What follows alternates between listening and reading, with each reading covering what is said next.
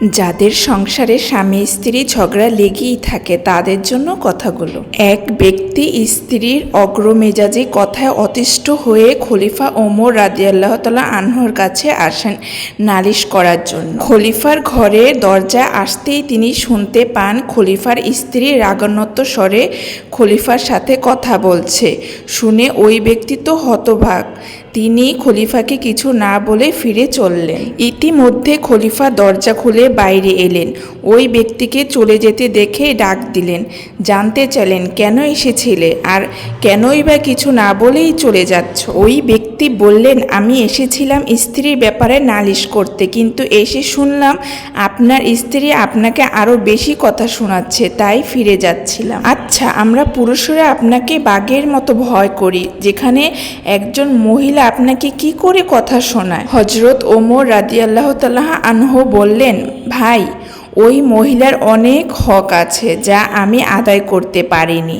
তাছাড়া এই মহিলা আমার রান্না করে, ঘরবাড়ি কাপড় চোপড় পরিষ্কার করে, সন্তানদের প্রতি লালন করে, এমনকি আরও অনেক কাজ করে যা সে করতে বাধ্য নয়। এইসব কাজ করে আমায় এহসান করে। অতএব সে একজন পাওনাদার, আর পাওনাদারের দু কথা বেশি বলার অধিকার আছে। ওই ব্যক্তি তখন বলল, আমার স্ত্রীও তো এসব কাজ করে এবং আমিও তো তার অনেক হকই আদায় করতে পারিনি।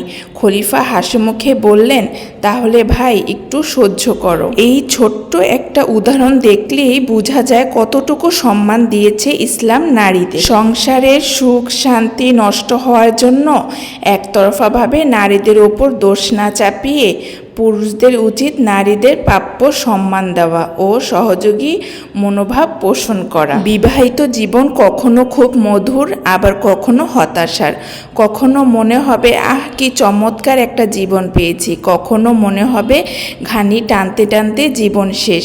এই দুই ধরনের অনুভূতি ঘুরে ফিরে আসে। ভাববেন না যে বিয়ে করে ভুল করেছেন। দাম্পত্য সম্পর্ক উপভোগ করুন, কষ্টের সময়টা ঠান্ডা মাথায় হ্যান্ডেল করুন, আর একটু চুপ থেকেও ধৈর্য ধরে যদি সংসারে শান্তি পাওয়া যায় তাহলে কেন নয়।